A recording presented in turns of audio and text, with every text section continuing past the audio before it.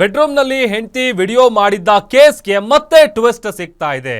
ಹೆಂಡತಿ ವಿರುದ್ಧವೇ ಆರೋಪ ಮಾಡಿ ಒಂದು ವಿಡಿಯೋವನ್ನ ರಿಲೀಸ್ ಮಾಡಿದ್ದ ಪತಿರಾಯ. ಪತಿ ವಿಡಿಯೋ ರಿಲೀಸ್ ಬೆನ್ನಲ್ಲೇ ಪತ್ನಿಯಿಂದಲೂ ಕೂಡ ಒಂದು ವಿಡಿಯೋ ರಿಲೀಸ್ ಆಗಿದೆ.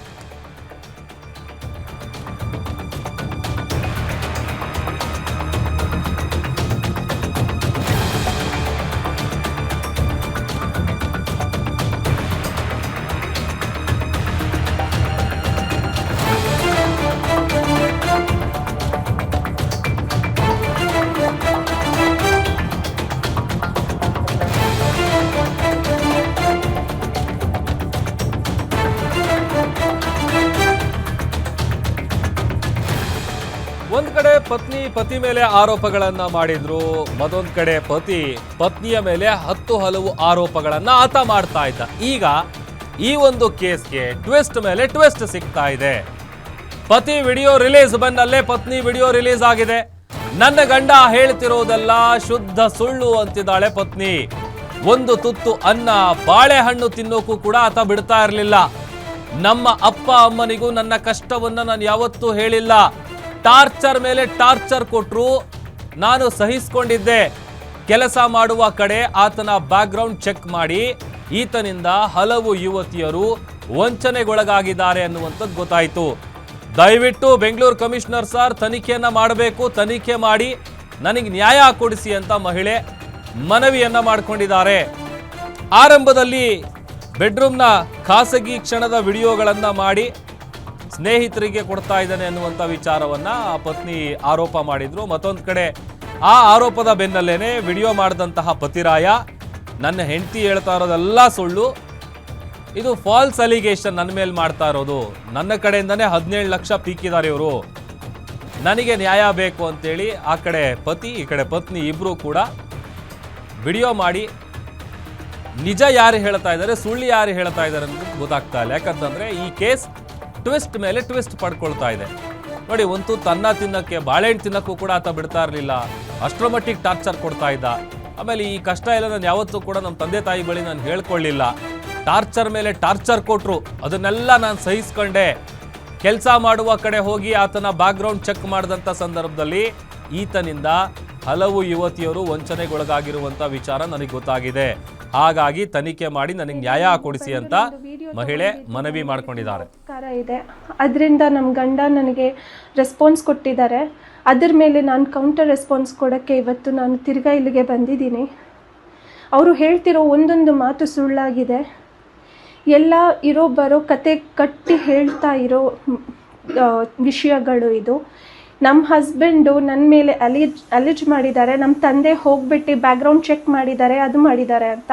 ಅಕಸ್ಮಾತು ನಮ್ಮಪ್ಪ ಬ್ಯಾಕ್ಗ್ರೌಂಡ್ ಚೆಕ್ ಮಾಡಿದರೆ ಯಾವುದಾದ್ರೂ ತಮ್ಮ ಮಗಳನ್ನು ಅಂಥ ಮನುಷ್ಯ ಜೊತೆ ಮದುವೆ ಮಾಡೋಕ್ಕೆ ಬಿಡ್ತಾರ? ಹಠವಾದಿ, ಎಷ್ಟೇ ಹುಡುಗಿ ಹಠವಾದಿ ಇರಲಿ, ಆ ತಂದೆ ಆ ಮಗಳಿಗೆ ಸಾಯಿಸೋ ಬಿಡ್ತಾನೆ. ಆದರೆ ಅಂಥ ಬಾವಿಯಲ್ಲಿ ಬೀಳ್ಸೋ ಆಸೆ ಯಾರೂ ಇಟ್ಕೊಂಡಿರಲ್ಲ. ನಮ್ಮ ತಂದೆಗೆ ಏನೂ ಗೊತ್ತಿರಲಿಲ್ಲ. ನಾನು ಅವರು ಫಸ್ಟ್ ಮೊದಲನೇ ಹೆಂಡತಿಗೆ ಮಾತಾಡಿದ್ದೀನಿ, ಅದು 6th of September 2025ಗೆ. ಅದಕ್ಕಿಂತ ಮುಂಚೆ ನಮಗೇನು ಗೊತ್ತೇ ಇರಲಿಲ್ಲ, ಸುಳ್ಳು ಹೇಳಿದ್ದಾರೆ. ಮತ್ತು ನಮ್ಮ ತಂದೆ bed patient, heart patient, most of the time ಅವ್ರು ಬೆಡ್ಡಲ್ಲಿ ಇರ್ತಾರೆ. ನಮ್ಮಮ್ಮನೂ ಹಾರ್ಟ್ ಪೇಷಂಟು. ಸುಮ್ಮನೆ ನಮ್ಮಮ್ಮಗೆ ಎಲಿಜ್ ಮಾಡ್ತಿದ್ದಾರೆ. ಏನು ಇಲ್ಲದೆ ಇರೋ ಮಾತು ಯಾಕೆ ಹೇಳ್ತಿದ್ದಾರೆ ನನಗೆ ಗೊತ್ತೇ ಇಲ್ಲ. ಅವ್ರು ಹೇಳ್ತಿದ್ದಾರೆ 17 ಲಕ್ಷ ದುಡ್ಡು ಕೊಟ್ಟಿದ್ದಾರೆ ಅಂತ. ಮಹಾರಲ್ಲಿ ಅವ್ರು ಏನು ಕೊಟ್ಟಿದ್ದಾರೆ ಅದೆಲ್ಲ ಬರೆದಿದ್ದಾರೆ, ಅದರಲ್ಲೇ ಇದೆ ಎಲ್ಲ ಚೀಸ್ಗಳು. ನಾನು ಏನು ದೊಡ್ಡದಾಗಿ ಹೇಳ್ತಿಲ್ಲ. ಇನ್ನು ಅವರು ಜಿಮ್ ಓಪನ್ ಮಾಡಬೇಕಂತ ಹೇಳಿಬಿಟ್ಟು ನಮ್ಮಮ್ಮದು ಖಾನ್ದಾನಿ ಝೇವರ್ ಎತ್ಕೊಂಡು ಹೋಗಿದ್ದಾರೆ. ಅದು ವರ್ತು 210 ಗ್ರಾಮ್ 210 ಗ್ರಾಮ್ ನೆಕ್ಲೆಸ್ ತೊಗೊಂಡು ಹೋಗಿದ್ದು ಜಿಮ್ ಓಪನ್ ಮಾಡಬೇಕಂತ. ಜಿಮ್ ಓಪನ್ ಆಗಲಿಲ್ಲ. ಅದ್ರ ಬಗ್ಗೆ ಕೇಳಿದ್ರೆ ಹೊಡೆಯೋದು ಬಡಿಯೋದು ಮಾಡ್ತಿದ್ದಾರೆ. ಮತ್ತು ಸೈಯದ್ ವಸೀಂ ಬುಖಾರಿ ಇವರು ಯಾವಾಗಲೂ ಸೆಕ್ಷುವಲ್ ಅಸಾಲ್ಟ್ ಮಾಡೋದು. ಮದುವೆ ಆಗಿದ್ದು 2ನೇ ದಿನಕ್ಕೇ ಇವರಿಂದನೇ, ಮದುವೆ ಆಗಿದ್ದ ದಿನ ಅಮೀನ್ ಬೇಗಿಂದ ತಲ್ಲಾಕ್ ಕೂಗಿದ್ರು, ಆಮೇಲೆ ಸೈಯದ್ ವಸೀಂ ಬುಖಾರಿಯಿಂದ ತಲ್ಲಾಕ್ ಕೂಗೋದು, ಈ ಥರ ಮಾಡ್ತಾರೆ. ಇವರಿಬ್ಬರದಿಂದ ನನಗೆ ತುಂಬ ಕಾಟಾಚಾರ ಆಗಿದೆ. ಸೈಯದ್ ವಸೀಂ ಬುಖಾರಿ ಕಾನ್ಸ್ಟೆಂಟ್ ಆಗಿ ನನಗೆ ಮೊಲೆಸ್ಟ್ ಮಾಡಿದ್ದಾರೆ, ನನಗೆ ಅತ್ಯಾಚಾರ ಮಾಡಿದ್ದಾರೆ, ಸೆಕ್ಷುವಲ್ ಅಸಾಲ್ಟ್ ಮಾಡಿದ್ದಾರೆ. ಹಿನ್ನಾ ಕೌಸರ್ ಅವ್ರ ಹೆಂಡತಿ ಪ್ರೆಗ್ನೆಂಟ್ ಇದ್ದಾಳಂತ ಹೇಳ್ಬಿಟ್ಟು ಅವ್ರಿಗೆ ತೊಂದರೆ ಆಗ್ಬಾರ್ದಂತ ಹೇಳ್ಬಿಟ್ಟು ನನಗೆ ಟಾರ್ಚರ್ ಸಹಿಸ್ಕೋ ಅಂತ ನನ್ನ ಮೇಲೆ ಪ್ರೆಷರ್ ಹಾಕಿದ್ದಾರೆ. ಸೈಯದ್ ವಸೀಂ ಬುಖಾರಿ ಮತ್ತೆ ಸೈಯದ್ ಇನಾಮುಲ್ ಹಕ್ ಇವರಿಬ್ರು ಫ್ರೆಂಡ್ಗೆ ಅಣ್ಣನ ಫ್ರೆಂಡ್ಗೆನೆ ಮದುವೆ ಆಗಿರೋ ತಂಗಿ ಅವರು.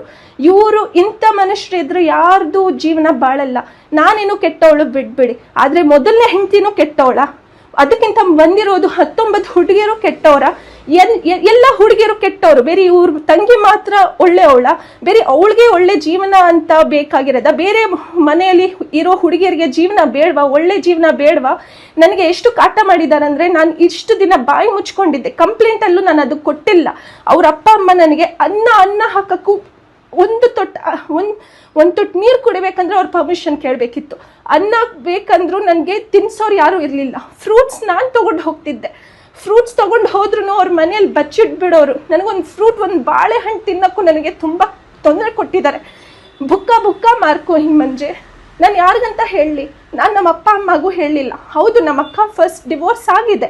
ಅವ್ರು ಡಿವೋರ್ಸ್ ಆಗಿದೆ ಅಂತ ಹೇಳ್ಬಿಟ್ಟು ನಾನು ಇವಾಗ ತಿರ್ಗಾ ಡಿವೋರ್ಸ್ ತೊಗೊಂಡ್ಬೇಡ್ದು, ನಾನು 30+ ಮದುವೆ ಆಗಿದ್ದೀನಿ, ಡಿವೋರ್ಸ್ ನಾನು ತೊಗೊಂಡ್ಬಿಟ್ರೆ ನಮ್ಮ ಅಪ್ಪ ಅಮ್ಮ ಮರ್ಯಾದೆಗೆ ಪ್ರಶ್ನೆ ಉಂಟಾಗುತ್ತೆ ಅಂತ ಹೇಳ್ಬಿಟ್ಟು ನಾನು ಬಾಯಿ ಮುಚ್ಕೊಂಡಿದ್ರೆ ಟಾರ್ಚರ್ ಮೇಲೆ ಟಾರ್ಚರು.